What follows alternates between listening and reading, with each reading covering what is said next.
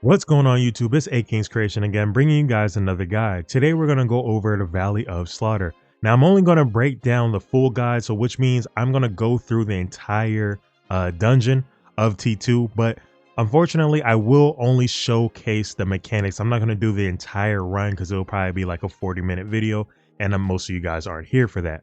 So we're going to go ahead and break down the mechanics part.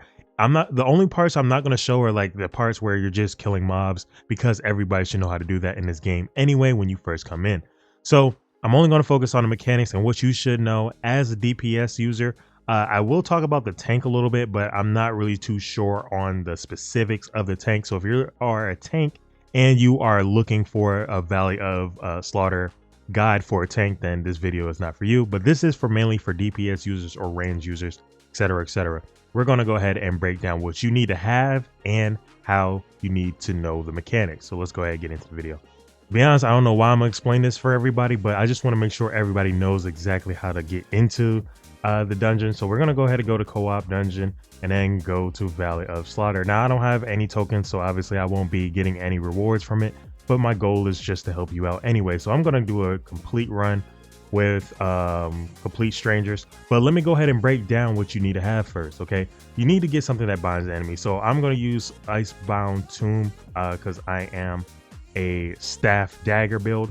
So I'm going to use Icebound Tomb. Now whatever it is for you as a DPS user to bind somebody, that's what you need to have. Okay, so let's go ahead and use this. All right, for the skill specialization for Icebound Tomb, you can use the first one, the one that removes the freeze if you use the skill again after say for example you froze one of the Shadowmancers and that's the only one left and he's still frozen. You can unfreeze him so everybody can DPS, so y'all can move on to the next. This is the only one you should select for Icebound Tomb. Do not select any of the other ones because it won't freeze the Shadowmancer completely. All right, so we are now at the very beginning of the dungeon, and also cool that we are the leader. And so this is pretty straightforward. What you're going to go ahead and do is just DPS the first boss here. Now, like I said, guys, this dungeon is really easy as far as T2 goes. I believe this is the easiest T2 dungeon. All you need to do is basically DPS the entire way. There are some few mechanics, and I will go ahead and break that down for you. So once you are, oh, hold on, I got to do that real quick. On that elevator, you go ahead and press that lever, and the lever will take you up the elevator. Sorry, I had to multitask as a leader as I'm explaining this to you guys. All right, so the next part is mines. What you want to go ahead and do is let the tank go first, and then get rid of all the mines, and then move forward. He has to clear all the mines on the bridge before we can move forward, and then we move forward once the mines are gone and move to the next part. So what your goal is to do is to clear out all the mobs here in this area so you can go to the next part. Once you clear up all the mobs in this area, then the little wall of smoke will come down, and then you can move to the mini boss. All right, so there's mines here on the ground too, as well as you approach the shadow wall or the smoky wall. So just go ahead and once again the tank goes first and then clears out those mines on the ground. All right, so once the mobs are cleared in this area, like I said, avoid the mines, and then now we're at our first mini boss. So with this mini boss is she's gonna spawn a Shadowmancer to help keep her immune. So once she calls out, hey, help me, come to me, she's going to bring out a Shadowmancer.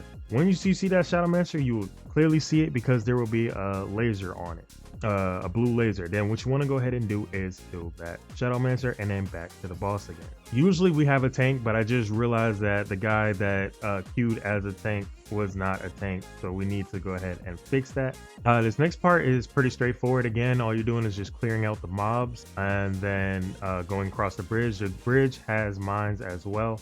All right, so this next part here is the 2 Shadowmancers and then the boss or the mini boss. So what you need to do is basically avoid the fire on the ground. That's AoE. You see that there's a fire area here, or red area. That's AoE. Don't stand in that. All right. So somebody was queued as a fake tank.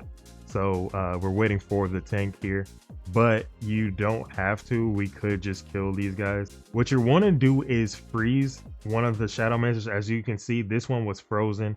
and there was 3 of them. So your goal is to freeze one of them and then have that one frozen, and then one of them will be open to attack. Then you would go ahead and attack them, right? So there you go. That is how that is done. So you guys didn't really see it too much because we were trying to get a tank in. But like I said, there was 3 Shadow Mancers here, okay? You want to go ahead and freeze one of them. That leaves one open for attacking. Then you would go ahead and attack it.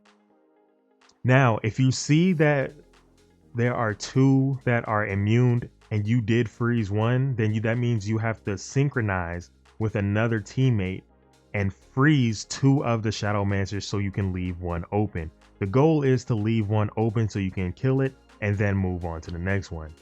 That's pretty straightforward just by saying that out loud itself. All right. Next part is just killing all the mobs on the bridge so you can move on to the actual boss. Now for this part, you want to go ahead and take off your ice tomb because you don't want to accidentally freeze a sheep. All right. You don't want to freeze any sheep over here because if you freeze one of the sheeps, then everybody will wipe.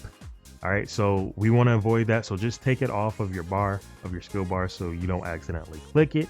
What your goal is to do is to basically DPS it and avoid his AoE. You see how he has meteor showers coming down with big red AoEs on the ground? Make sure you avoid that.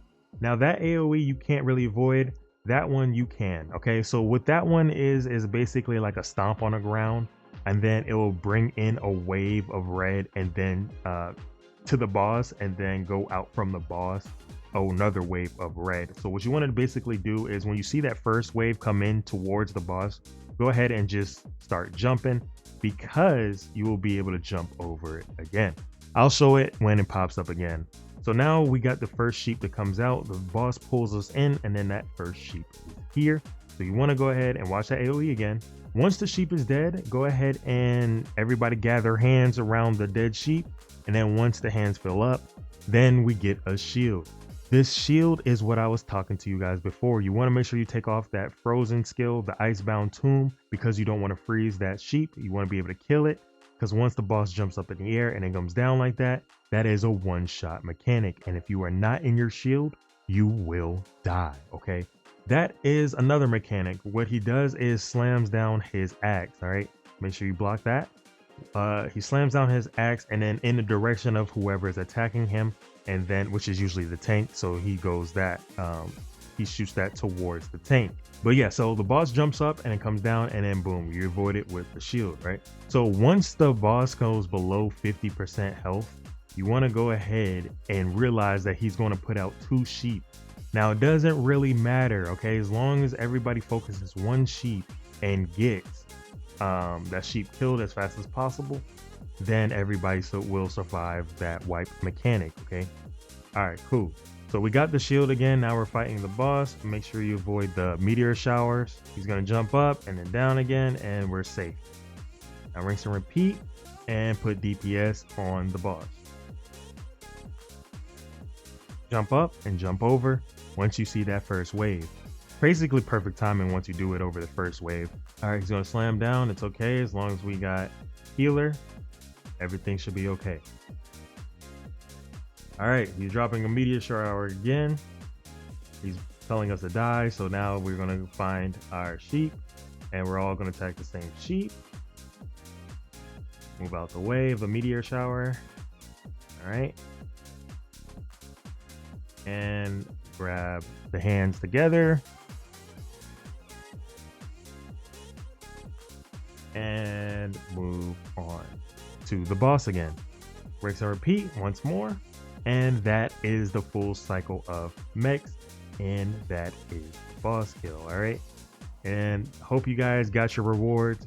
If this video helped you out, it will help you out because I basically ran through it and told you exactly what I was doing, so it should help you out. But if this video helped you out and you liked it, make sure you hit that like button and subscribe if you're new to the channel, and I'll catch you guys in the next video. Peace.